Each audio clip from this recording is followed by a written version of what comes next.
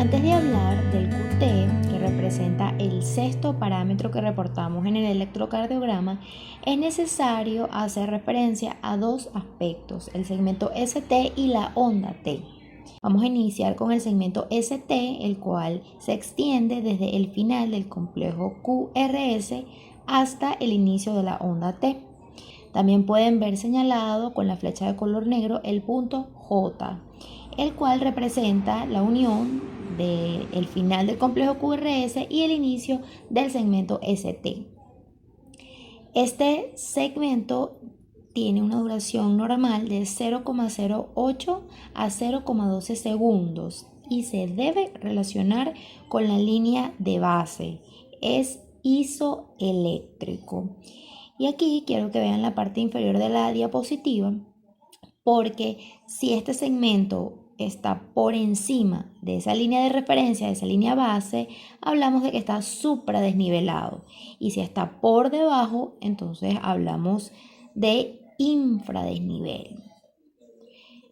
Y aquí es importante destacar que para determinar si este supradesnivel o infradesnivel es patológico, debemos tomar en cuenta cuántos cuadritos está por encima o por debajo de esa línea de referencia. Generalmente, si excede o está por encima de 1 milímetro, ya lo consideramos patológico. Sin embargo, hay algunas consideraciones que tenemos que tomar en cuenta y ya las vamos a ver. En esta imagen les coloqué unos recuadros de color amarillo para que ustedes, no es objetivo del curso, pero para que ya vayan observando algunas causas de supradesnivel o de infradesnivel. En el caso de supradesnivel tenemos la injuria subepicárdica, la pericarditis aguda, la hipercalemia y las miocardiopatías. Y en el caso del infradesnivel tenemos la injuria subendocárdica y fármacos como la digoxina, los diuréticos y también tenemos hipocalemia. Entonces, cuando evaluamos un electrocardiograma es importante verificar en todas las derivaciones cómo está ese segmento ST, el cual está comprendido desde el final del complejo QRS hasta el inicio de la onda T. El segmento ST debe ser isoeléctrico, es decir, debe corresponderse con la línea de base, la línea de referencia. Si es isoeléctrico, entonces se considera normal. Pero si por el contrario presenta un desnivel, entonces lo vamos a considerar patológico. Pero existen una serie de criterios para determinar específicamente si es un segmento ST patológico. Y aquí quiero que vean la imagen que está en la parte inferior izquierda. Porque ¿dónde vamos a evaluar ese desnivel del segmento ST? Lo vamos a evaluar en el punto J, ese punto de unión entre el final del complejo QRS y el inicio del segmento ST. Vamos a evaluar cuántos cuadritos hacia arriba o hacia abajo está desnivelado, esto con respecto a la línea de base. Y si vemos este ejemplo, fíjense que ese punto J mide casi 4 cuadritos pequeños. ¿Y qué dicen los criterios para considerarlo patológico? Que si el punto J es mayor o igual a 1 milímetro en todas las derivaciones, excepto en B2 y B3, entonces lo consideramos patológico. Volvamos al ejemplo. Este mide casi 4 milímetros. ¿Será patológico? Sí, es patológico. En todas las derivaciones debemos verificar si el punto J es mayor o igual a 1 milímetro. Pero en el caso de las derivaciones B2 y B3 hay unos criterios específicos, dependiendo si es hombre o mujer y también dependiendo de la edad.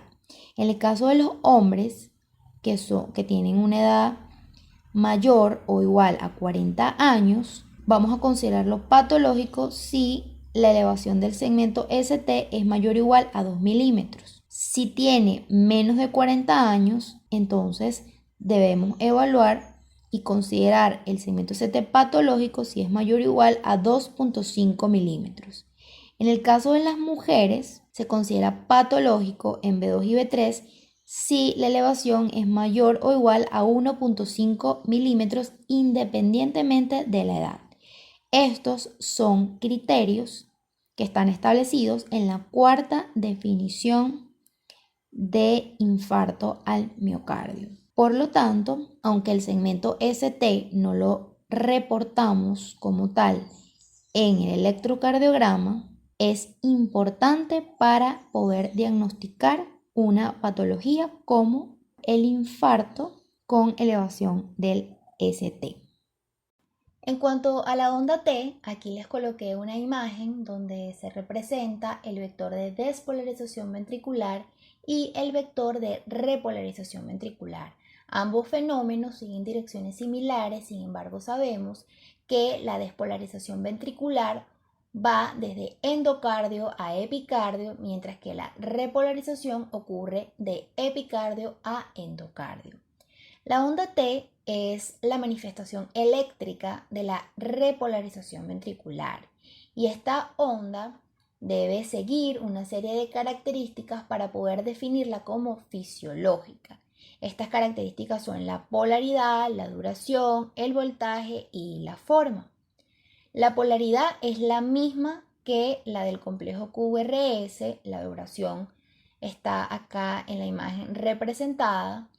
El voltaje depende de la derivación que estemos observando porque el límite máximo normal de la onda T en el plano frontal es de 5 a 6 milímetros, pero en el plano horizontal es de 10 a 12 milímetros. Finalmente, la forma o aspecto, la onda T es asimétrica, con una rama inicial lenta y una pendiente de descenso rápido. Entonces, si la onda T cumple con estas características, se considera normal, fisiológica. Veamos la imagen que está en la parte superior derecha. Es una onda T que si la visualizamos rápidamente podemos evaluar, por ejemplo, que tiene la misma polaridad del complejo QRS y que además es asimétrica con su rama inicial lenta, ¿cierto? Pero si vemos la imagen que está en la parte inferior y evaluamos esa onda T, nos llama la atención, uno, que no tiene la misma polaridad del complejo QRS. Esto se trata de una onda T negativa que además es simétrica, es profunda y que si vamos un poquito más allá, estamos viendo una onda R alta y además un segmento ST infradesnivelado. Entonces, evidentemente es patológico. Y muchachos, en condiciones de patología cardíaca, la onda T cambia de polaridad, de amplitud, de configuración, incluso a veces puede adoptar configuraciones características para cada patología. Ahora sí, vamos a hablar del intervalo QT, el sexto parámetro en el reporte del electrocardiograma. Este se mide desde el inicio del complejo QRS, exista o no onda Q, hasta el final de la onda T. Este intervalo lo medimos en tiempo y su duración tiene como límite superior 0,44 segundos. Y aquí coinciden la mayoría de las bibliografías, por lo que por encima de este valor se considera que está prolongado. Sin embargo, para el límite inferior existe variedad. Incluso muchos libros no la reportan. Acá les coloqué 0,36, 0,38, algunos hablan incluso de 0,35. Esto depende de la bibliografía que consulten, pero podemos mantener este rango aproximado.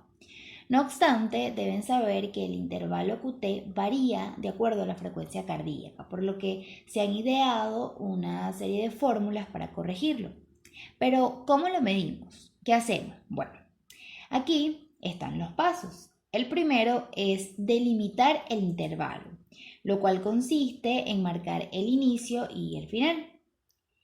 El inicio, que se corresponde con el complejo QRS, en este ejemplo si tenemos presencia de onda Q con el inicio de la onda Q. Y el final se corresponde con el final de la onda T, que se define como el retorno de esa onda T a la línea basal. Una vez que se delimita, aquí está representado con el color azul, se deben contar el número de cuadritos pequeños que hay en ese intervalo. En este caso hay 10. Y ese número se va a multiplicar por 0,04, que es el valor equivalente en segundos a un cuadrito pequeño, y vamos a tener como resultado 0,40 segundos. Ese es el valor del QT medido, que si comparamos con el valor de la duración normal de este intervalo, este se encuentra dentro del rango de la normalidad. Cuando es así, el QT medido es el que se reporta en el electrocardiograma. Si por el contrario, cuando realizamos la medición, este QT está por encima o por debajo del rango de la normalidad, incluso si ya notamos que hay alguna alteración en la frecuencia cardíaca, procedemos a calcular el QT corregido.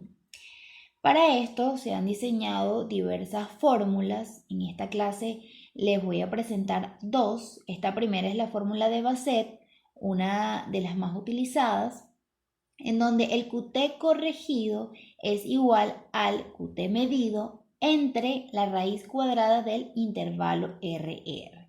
Entonces, lo que hacemos es sustituir valores.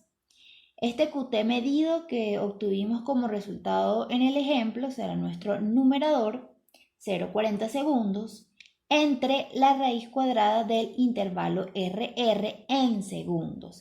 Aquí vamos a delimitar ese intervalo, vamos a contar el número de cuadritos que hay entre R y R y lo voy a multiplicar por 0,04. En este caso hay 20 cuadritos pequeños. Lo vamos a multiplicar por 0,04 y nos va a dar el valor de 0,80. A ese valor le vamos a sacar la raíz cuadrada y es igual a 0,94. Este 0,94 lo colocamos como denominador. Y ahora sí, dividimos 0,40 entre 0,94. Ese resultado, que es 0,42 segundos, es el valor del QT corregido, que se reporta de igual forma en el electrocardiograma. Entonces, muchachos, si el QT que medimos es normal, lo reportamos en el electrocardiograma. Si ese QT no está dentro del rango de la normalidad, procedo a calcular el QT corregido. Incluso si ya sé que tengo alteración en la frecuencia cardíaca, lo tengo que corregir, porque sabemos que varía de acuerdo a esta. Y ese es el que voy a colocar en el reporte. Sin embargo, y esto a modo de sugerencia, siempre calculemos el QT corregido. Es decir, vamos a hacer la medición, calculamos el QT medido y también calculemos el QT corregido. ¿Por qué calcular el QT corregido? Porque el intervalo QT depende de la frecuencia cardíaca, por lo tanto es importante relacionar estos dos valores. Aquí les coloqué una tabla que está en el tomo 1 del manual de Ascardio. Ellos utilizan como método práctico una curva que representa la intersección de diferentes frecuencias ventriculares o intervalos RR previos y el QT ideal para cada frecuencia, que lo vamos a llamar valor medio, y que además forma parte de la siguiente fórmula en donde el QT es igual a el valor medio más o menos 0,04. Con esta fórmula se calcula el intervalo para cada paciente porque el QT varía y si tenemos un trazo muy rápido entre uno y otro RR, el intervalo QT va a ser distinto a, por ejemplo, un QT de un paciente con una bradicardia. ¿Cuál es el significado de esta fórmula? Bueno, significa que el valor del QT debe ser igual al valor ideal que existe de acuerdo a la tabla para cada frecuencia cardíaca, pero con una desviación de 0,04 segundos, entre los cuales puede variar el QT y aún considerarse normal. ¿Cómo es esto? Bueno, aquí tenemos un ejemplo. Supongamos que tenemos un electro en donde la frecuencia cardíaca es de 60 despolarizaciones por minuto. El primer paso aquí es buscar en la tabla el QT ideal para ese valor de frecuencia cardíaca y en este caso corresponde a 0,40 segundos.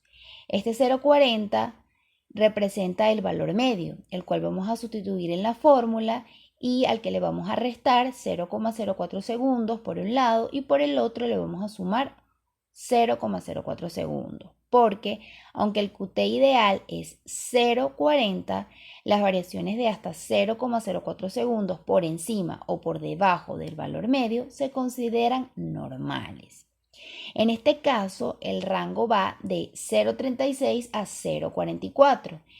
El siguiente paso, bueno, procedemos a calcular el QT medido, tal y como lo aprendimos. Delimitamos el intervalo, contamos el número de cuadritos y lo multiplicamos por el valor de cada cuadrito pequeño en segundos.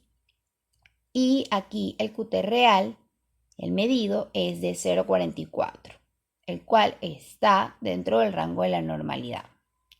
Este es el método que utiliza Ascardio. Para usarlo es necesario, por supuesto, tener a la mano la tabla para poder determinar el QT ideal de cada paciente en base a su frecuencia cardíaca. Finalmente, en esta última diapositiva les coloqué todos los elementos que forman parte del reporte del electrocardiograma y que hemos venido estudiando a lo largo de todas las semanas. El último es el trazo, el cual se refiere a la conclusión del análisis de los diferentes fenómenos del registro electrocardiográfico.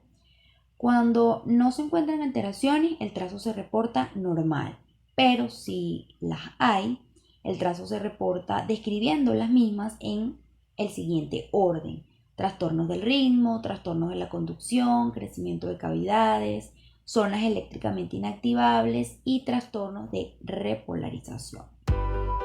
Ahora sí, terminamos todo el contenido teórico del curso. Recuerden que en la próxima clase vamos a poner en práctica todo el conocimiento que ahora tenemos sobre el electrocardiograma en la lectura sistemática de electros. Esta va a representar la última clase del curso, espero que la aprovechen muchísimo. Así que no se la pierdan. Muchísimas gracias y felicitaciones.